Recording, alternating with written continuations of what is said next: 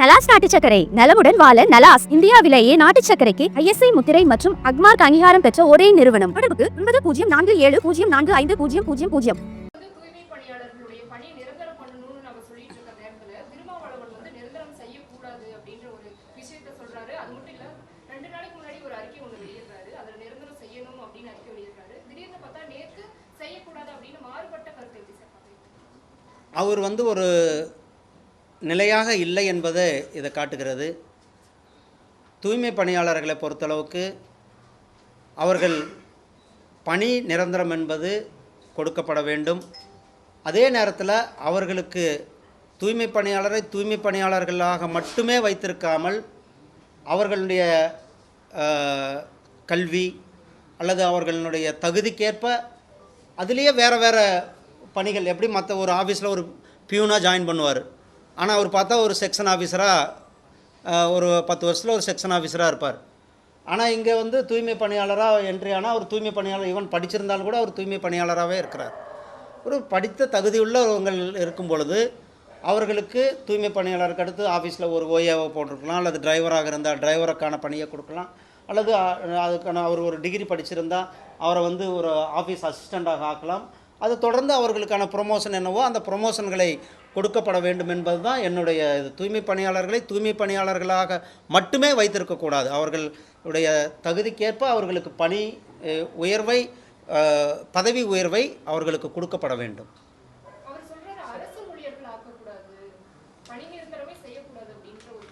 அதுதான் அவர் என்ன ஆங்கிளில் சொல்லியிருக்காருன்னு தெரில. என்னுடைய பொறுத்தளவுக்கு தூய்மை பணியாளர்கள் அவர்கள் பணி நிரந்தரம் என்பது அவர்களுடைய பணி பாதுகாப்பு தான் அவங்க எதிர்பார்க்கிறார்கள். பணி பாதுகாப்பும் கொடுக்க வேண்டும். அதே நேரத்தில் அவர்களை தூய்மை பணியாளர்களாக மட்டுமே வைத்திருக்காமல் அவர்களுக்கு தகுதிக்கேற்ப பதவி உயர்வுகளை கொடுக்க வேண்டும்.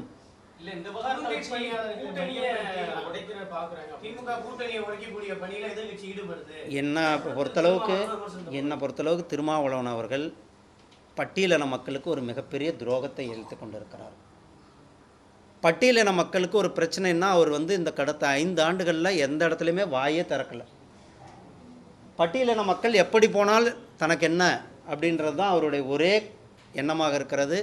அவருக்கும் பொறுத்தளவுக்கு அவர் கூட்டணியில் ஒட்டி கொள்ள வேண்டும், கூட்டணியிலிருந்து எம்எல்ஏ ஆக வேண்டும், எம்பிகள் ஆக வேண்டும் என்பது தான் அவருடைய குறிக்கோளாக இருக்கிறதோ வழிய பட்டியலின மக்களினுடைய நலனிலையோ அக்கறையிலையோ சிறிதும் அவருக்கு கவனம் இல்லை என்பது தான் அவருடைய இந்த முரண்பட்ட ஸ்டேட்மெண்ட். நேற்று ஒன்று பேசுகிறார், இன்றைக்கி ஒன்று பேசுகிறார். இதெல்லாம் அவர் ஒரு தடுமாற்றத்தில் இருக்கிறார். கூட்டணியை விட்டு நம்ம போயிடுவோமோ என்ற ஒரு பயத்தில் கூட, அதாவது நம்மளை வெளில அனுப்பிடுவாங்க, நம்ம போய் கேள்வி கேட்டால் நம்ம கூட்டணியிலேருந்து வெளில அனுப்பிடுவோம். வேங்கை வாயில் விஷயம் எடுத்துக்கோங்க, எவ்வளோ பெரிய விஷயம் ஆச்சு. பட்டியலின மக்கள் மேலே தொடர்ந்து தாக்குதல்கள் நடந்து கொண்டு இருக்கிறது. பட்டியலின மக்கள் பல இடங்களில் கோயில்களுக்கு போக முடியல. பட்டியலின மக்கள் பல இடங்களில் இன்றைக்கி இன்னும் சொல்லப்போனால் பட்டியலின மக்கள் தான் அதிகமாக எஜுகேஷனுக்கு வர்றேன். ஸ்கூல் பள்ளிகளில் பட்டியலின மக்கள் படிக்கிற பள்ளிகள் அரசு பள்ளிகள். ஆனால் பல அரசு பள்ளிகள் இன்றைக்கு மூடிக்கொண்டு இருக்கிறது திமுக அரசாங்கம். ஆனால் அதை பற்றியெல்லாம் இவர் கேள்வி கேட்குறதே இல்லை. அதுதான் இப்ப பட்டியலின மக்களுக்கு திருமாவளவன் மட்டும்தான் குரல் கொடுக்கணுமா?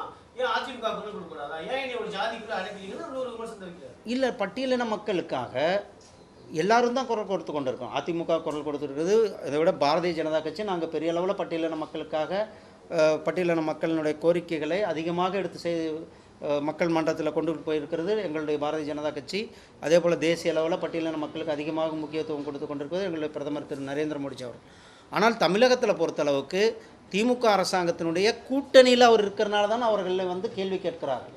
கூட்டணியில் இருக்கிறப்ப நீ போய் உன் கூட்டணி எஜமானர்கிட்ட சொல்லு, பட்டியலின மக்களுக்கு இவ்வளோ பிரச்சனை நடந்து கொண்டு இருக்கிறது, அது ஏன் தட்டி கேட்க மாட்டேங்கிறது என்பது தான் இங்கே கேள்வி. அவர் மட்டும்தான் கேட்கணுன்றது இதில் விஷயம் அல்ல. இதில் விஷயம் அவர் கூட்டணியில் இருக்கிறீங்க. உங்கள் கூட்டணியில் இருக்கும் பொழுதே நீங்கள் பட்டியலின மக்களுக்கு துரோகம் இழைக்கும் பொழுது அதை நீங்கள் ஏன் கேள்வி கேட்கவில்லை என்பதுதான் கேள்வி.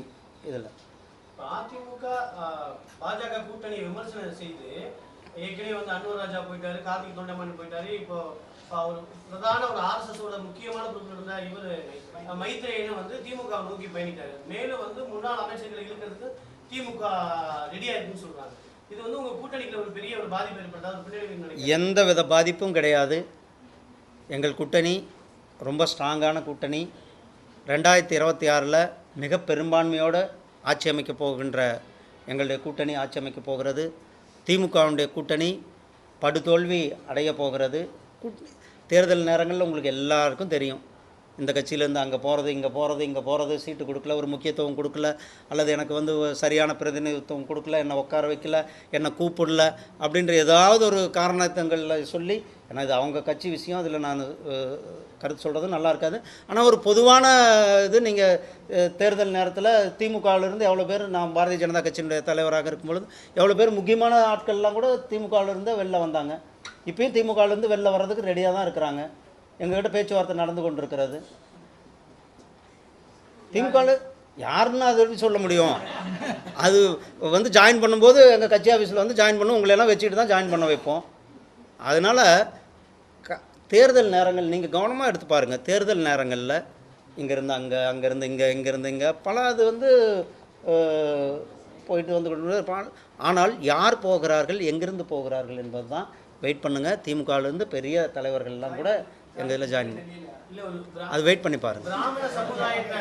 பிராமண சமுதாய வாக்குகளை ஈர்ப்பதற்காக எஸ்வி சேகர், மைத்ரேயன் போன்ற ஆட்களை வந்து திமுக ஈர்க்குதுன்னு நினைக்கிறீங்களா? நான் பிராமண சமுதாய வாக்குகள் எப்பயுமே பாரதிய ஜனதா கட்சி பக்கம்.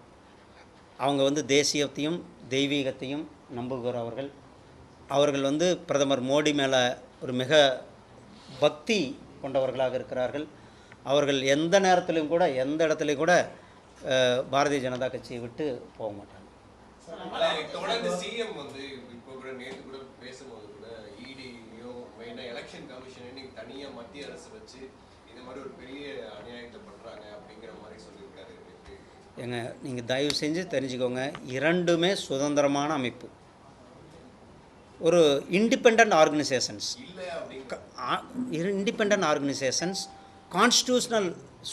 தேர்தல் ஆணையம் உங்களுக்கு தெரியும், தேர்தல் ஆணையம் வந்து அப்போது 2026 இவங்க ஜெயிக்கும் போது தேர்தல் ஆணையம் வந்து இப்போ இவங்களுக்கு சப்போர்ட் பண்ணுச்சுன்னு சொல்ல முடியுமா? அல்லது கர்நாடகாவில் காங்கிரஸ் ஜெயிக்கும் போது சப்போர்ட் பண்ணிச்சா? அல்லது தெலுங்கானாவில் இவங்க ஜெயிக்கும் போது சப்போர்ட் பண்ணிச்சா? இப்படி இல்லைங்க. அவங்க ஒரு இண்டிபெண்ட் அமைப்பு. இண்டிபெண்ட் அமைப்பு தேர்தலை கரெக்டாக நடத்தி கொண்டு இருக்கிறார்கள். இவங்க தோக்கும்போது தேர்தல் கமிஷன் மேலே பழி போடுறது, இல்லை இவங்க ஜெயிக்கும்போது கொண்டாடுறது, இது என்ன நியாயம்? ஒரு அமைப்பு, இந்திய அரசியலமைப்பு டாக்டர் அண்ணல் அம்பேத்கர் அவர்கள் பார்த்து எழுதியிருக்கிறார். யார் யாருக்கு என்னென்ன அதிகாரங்கள் கொடுத்து, யாரும் யாருக்கு மேலேயும் தலையிட இல்லாமல் இருக்கணும் அப்படின்றதுக்காக தான் மரியாதைக்குரிய டாக்டர் அம்பேத்கர் அவர்கள் இந்திய அரசியலமைப்பு சட்டத்தில் பார்த்து அந்த சரத்துக்களை வச்சு ஒவ்வொரு அமைப்புக்குமே இண்டிபெண்டன்சி கொடுத்து வச்சுருக்கிறார். அதனுடைய இதில் தான் தேர்தல் கமிஷன் இயங்கி கொண்டு இருக்கு. தேர்தல் கமிஷன் நேரத்தில் உங்களுக்கு தெரியும், தேர்தல் நேரத்தில் எல்லா கட்சிக்காரங்களையும் எந்த அளவுக்கு அவங்க வந்து நடத்துகிறாங்கள் என்பதை நாம் பார்த்து கொண்டு தான் இருக்கோம். அதனால் இவங்க வந்து ஜெயிக்கும்போது அதை கொண்டாடுவது அல்லது தோக்கும்போது தேர்தல் கமிஷன் மேலே பழி போடுவதையெல்லாம் நம்ம ஏற்றுக்கொள்ள முடியாது. இரட்டை வரி விதிப்பின் காரணமாக நேரடியாக தமிழகம் தான் பாதிக்கப்படுது. கிட்டத்தட்ட 20% வந்து எக்ஸ்போர்ட் ஆகுது வந்து. ஆனால் நான் இதை பொறுத்தளவுக்கு அவர் லெட்டர் எழுதியிருக்கிறாரு. நான் இன்றைக்கு இதில் பார்த்துருக்கேன். அது வந்து நம்மளுடைய வெளியுறவுத்துறை அமைச்சகம் அல்லது நம்மளுடைய பிரதமர் அலுவலகம் அவங்க அதெல்லாம் அவங்க பதில் கொடுத்தாங்க. நன்றி அண்ணா. ஆளுநர் மாளிகையுடைய வெளியில் வந்து ஆளுங்கட்சி புறக்கணிச்சிருக்கிறாங்க. ஸோ அதுக்கு முன்னாடி வந்து ஆளுநர் வந்து கல்வித்துறை பற்றி கடுமையாக விமர்சனம் பண்ணியிருக்காங்க. இதே நிலையை குடியரசுத் தலைவர் எடுத்தால் என்ன ஆகும்? இதே மாதிரி என்ன? நீங்கள் தமிழ்நாட்டினுடைய நிலவரத்தை பார்க்க வேண்டியது. இன்றைக்கு இந்தியாவில் பல மாநிலங்கள் மிக வேகமாக முன்னேறி கொண்டிருக்கிறது. தமிழ்நாட்டில் நான் ஒரு கிராமத்திலேருந்து பட்டியலின கிராம அந்த காலனிலேருந்து வந்தோம். எங்களுடைய ஊர்லேயே பல ஸ்கூல்கள் இன்றைக்கு மூடும் சூழ்நிலையில் இருந்து கொண்டிருக்கிறது. பட்டியலின மாணவர்கள் படிக்கின்ற பள்ளிகளில் ஆரம்ப அடிப்படை வசதிகள் இருக்கிறதா என்பது நான் அரசு பள்ளிகளில் சொல்கிறேன். அரசு பள்ளிகளில் நான் எஸ்சி கமிஷன் வைஸ் சேர்மனாக இருக்கும்போது பல எஸ்சி/எஸ்டி ஹாஸ்டலுக்கு போயிருக்கிறேன். நான் இப்போ ஸ்டாலின் அவர்களையும் உதயநிதி ஸ்டாலின் அவர்களையும் போய் ஹாஸ்டலை பாருங்கன்னு சொல்லியிருக்கேன். சமூக நீதி ஹாஸ்டல்னு பேர் வச்சால் மட்டும் பத்தாது, போய் அந்த ஹாஸ்டல்களை பாருங்கள், அந்த ஹாஸ்டல்களுடைய நிலவரத்தை பாருங்கள். அங்கே எந்த வித அடிப்படை வசதியும் கிடையாது. நீங்கள் வேணால் வாங்க, நான் பல ஊருக்கு கூப்பிட்டு போகிறேன். நான் நேரடியாக பார்த்துருக்குறேன், என்கிட்ட ஆதாரங்கள் இருக்கிறது. பல பள்ளிகளினுடைய அடிப்படை வசதிகள் பள்ளிகளில் கிடையாது, ஹாஸ்டலில் கிடையாது. அதை கவர்னர் வந்து அவருடைய உரையில் தமிழ்நாட்டில் நல்லா இருக்குங்கிறாரு. ஆனால் எஜுகேஷன் அதை தான் நான் சொல்கிறேன். அடிப்படை வசதிகள்னால் என்ன, வாத்தியார் இருக்கணும், படிக்க வைக்கணும், சொல்லி தரணும், அவர்களுக்கு புஸ்தகம் கொடுக்கணும், யூனிஃபார்ம் கொடுக்கணும், எல்லாமே பண்ணணும். இல்லை அந்த வசதிகள் செய்து கொடுக்காததானே அவர் சொல்லியிருக்கிறார். அப்போது கல்வியினுடைய தரம் எந்த அளவுக்கு பின்னோக்கி சென்று கொண்டிருக்கிறது, அது அவர் வந்து உண்மையை சொல்லும்போது இவர்களுக்கு கசப்பாக தான் இருக்கிறார். நன்றி அண்ணா. ஆமாம் ஆமாம். தென் மாநிலத்திலிருந்து ஒரு குடியரசு துணைத் தலைவர் தேர்தல் எடுக்குன்னு சொல்லி எதிர்பார்க்குறீங்க. வழக்கமாக தென் மாநிலத்திலிருந்து தான் போவாங்க, அதுக்கான வாய்ப்பு. ஏன்னா அதெல்லாம் வெயிட் பண்ணி பார்ப்போம்.